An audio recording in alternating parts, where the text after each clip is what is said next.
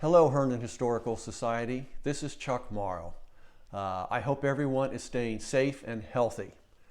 I am going to give a talk about my book, We Once Met by Chance, 4 Life Stories of the American Civil War. Now, most authors start off their talks by describing what it is that inspired them to write the book. I actually got the idea for this book while watching a movie. It was a 2008 movie called Inkheart, which is about an author. And who doesn't like movies about authors? But he gets to live in the land he had created and to meet the characters in his book entitled Inkheart. I love the movie. So being interested in the Civil War, it was while watching this movie that actually gave me the idea to try to write a book about what it was like to live during the Civil War. So once I decided to write the book, I needed to decide who would be in the book. And I came up with the idea to write about 4 different views of the war. A northern soldier and a southern soldier, then a northern civilian and a southern civilian. And the story would be set in Northern Virginia. Why Northern Virginia? Because that's where I live and I'm familiar with the history in this area. Then I decided to write this book as a historical narrative in order to see the war through each of my characters' eyes from their individual points of view. I also decided I wanted to write the book about real people, so I needed to know enough details to write real stories about them and what they actually went through. My 2 Southerners were easy. I had already written a book about Laura Ratcliffe, a young lady who lived on Centerville Road just south of the village of Herndon during the war. She spied for Confederate officers Jeb Stuart and John Singleton Mosby. Plus she gave me the opportunity to try to present the war from a woman's point of view. Now, Jeb Stuart had given Laura an album with poetry in it. He wrote her poetry to inspire her to spy for the South. Then Laura collected 40 signatures in an album of people who visited her during the war. These included 26 soldiers and 14 of her friends, 13 of which were her girlfriends. That and the research I had already done allowed me to write about her life. Now, since I have already written a couple books about Confederate Colonel John Singleton Mosby, and he had written 2 memoirs, and there are a lot of books written about him, and some of my best friends are Mosby experts, he was an easy choice to become my Southern soldier. But then I needed a Union soldier to fight Mosby. That turned out to be a Colonel Charles Russell Lowell of the 2nd Massachusetts Cavalry from Boston, who was sent to the war in Northern Virginia and then given orders to capture or kill Mosby. There are a number of books written about him, but there was one book entitled The Life and Letters of Charles Russell Lowell. So we actually know a lot about him during the war and about his life. The hardest person to find was my northern civilian, one who lived in a state that was considered the South. And I wanted to find an African American in order to portray that perspective of the war. After looking around for quite a while, I decided to write about James Robinson, an African American who lived on the Manassas battlefield, who lived through both battles there in 1861 and 1862. This also allowed me to write about what it was like to live through an actual battle, and in this case, 2. The location of his house is still marked on the battlefield, should you care to visit it.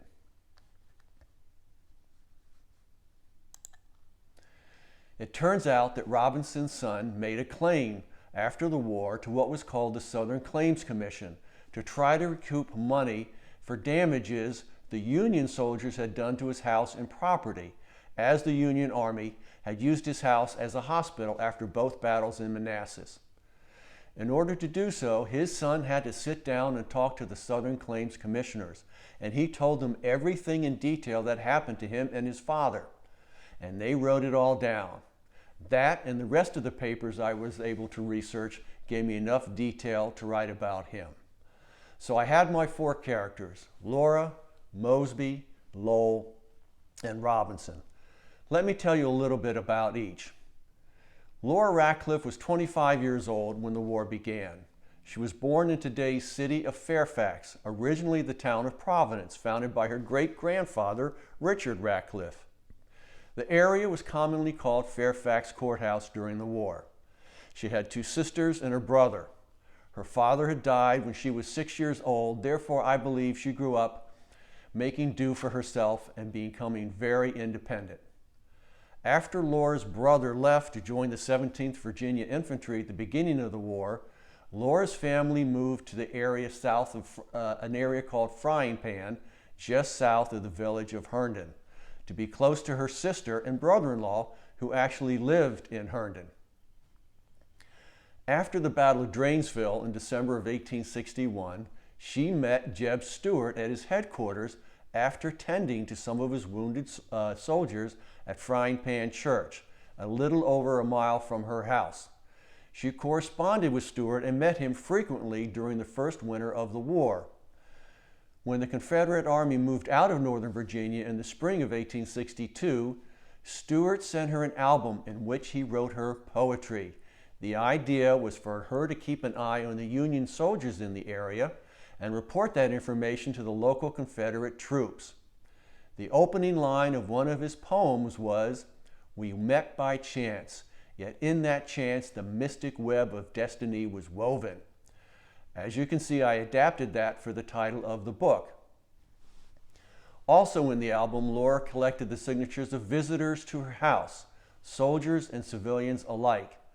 As the custom of the time was to use calling cards when somebody came to visit, she drew calling cards on the blank pages of the album and collected the 40 signatures, 14 of her friends and 26 of the soldiers that visited her during the war.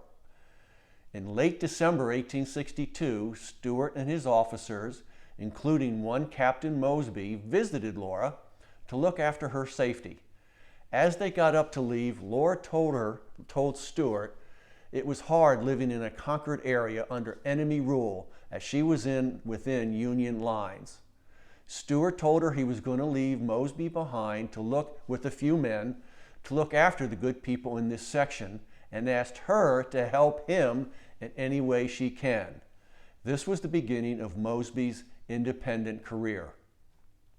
2 months later, a Union soldier told Laura of a trap they had set for Mosby and said he knows that she would warn him if she could, but because she is a woman and she has no horse and the mud was too deep for women folk to walk during the winter, the next time she hears of her pal Mosby, he'll either be dead or a prisoner.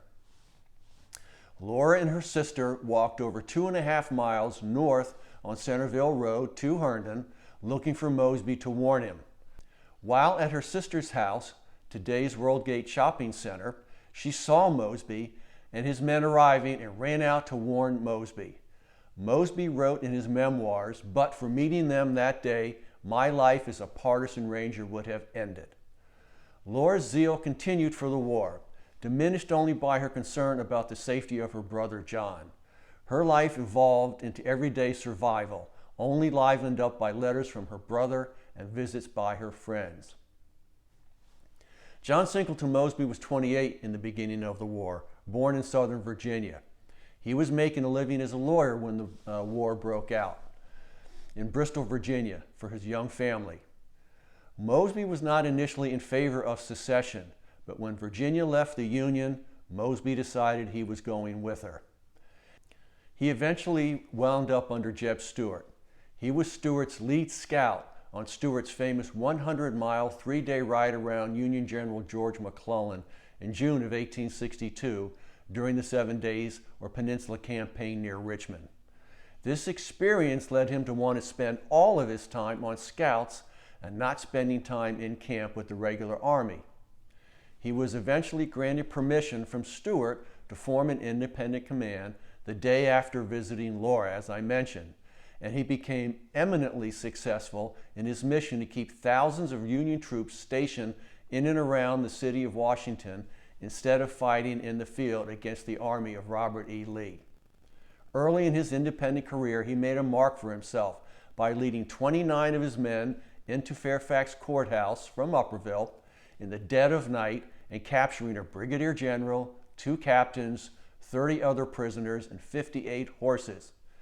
President Lincoln, when he heard about the raid, remarked he wasn't so worried about losing a general because he could make another one of those with a stroke of the pen. But he didn't like losing the horses because the horses cost $150 apiece.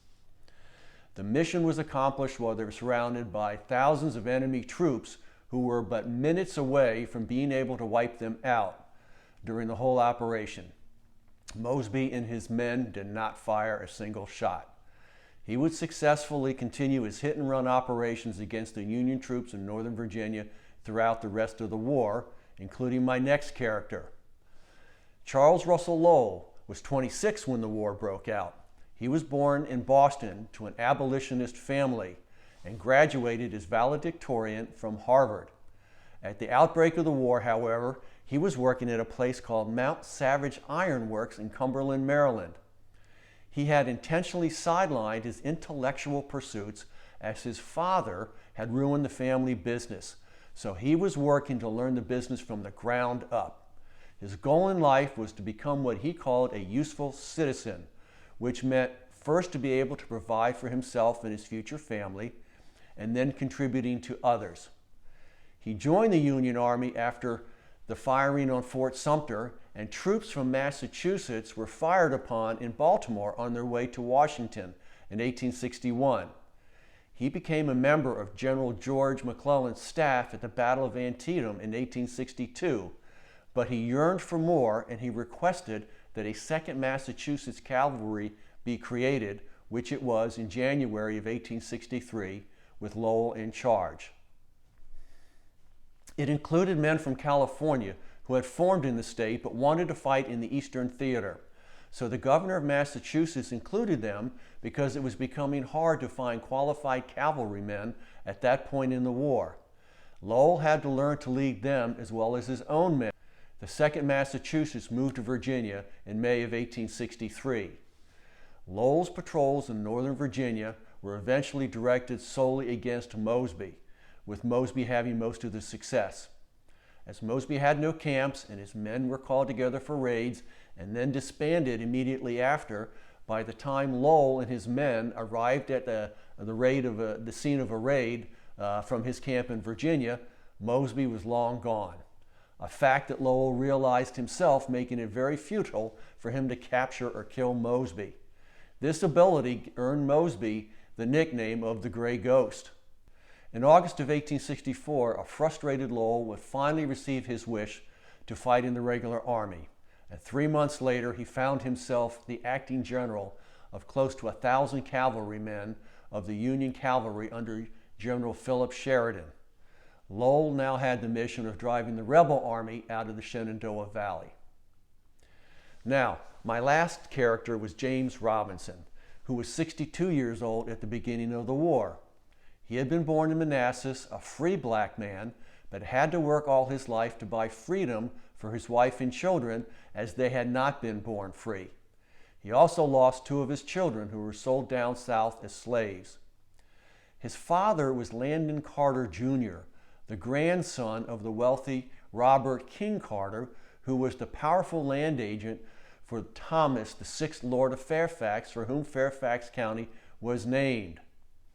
And as a measure of the respect he earned by the way he lived his life, his white neighbors, who would not call him directly by his name at the time, did show him a measure of respect by calling him Gentleman Jim.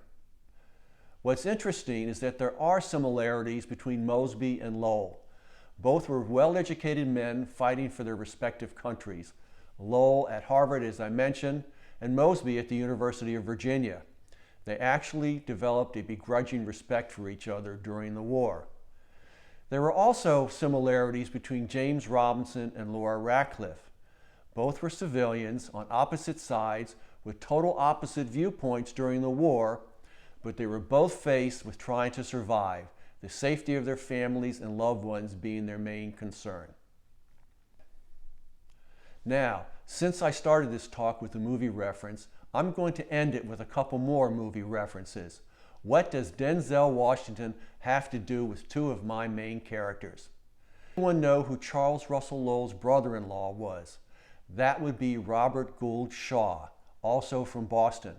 What movie was he portrayed in? It was the movie Glory by actor Matthew Broderick. Now, who won the Academy Award for Best Supporting Actor for his portrayal of a Private Silas Tripp in the movie Glory? Denzel Washington.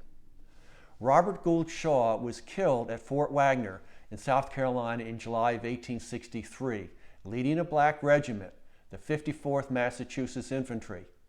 His death led Charles Russell Lowell and his fiancée Josephine, the sister of Shaw, to get married during the war rather than waiting to the end of the war as they had previously planned. Another interesting movie fact is that James Robinson's 7th great-grandson, Warren Robinson, played on the 1971 T.C. Williams High School football team in Alexandria, Virginia. Does anybody know why that team is important? That was the team featured in the movie Remember the Titans, which came out in 2000. And who portrayed Coach Boone in Remember the Titans? Denzel Washington. So there's your trivia challenge for the day. In the end, I hope the book accomplishes my task, and that is for you to know what it was like to live during the Civil War through the eyes of my four characters. Now, should you wish to look for a copy of my book, it is available at the Herndon Depot Museum whenever we are able to open back up, or at my website at hmshistory.com and on Amazon as well. If you wish to look at the Society's website, it is herndonhistoricalsociety.org, and from there you can also find us on Facebook. Thanks for watching. I hope to see everybody in person soon. Please stay safe and healthy. Bye for now.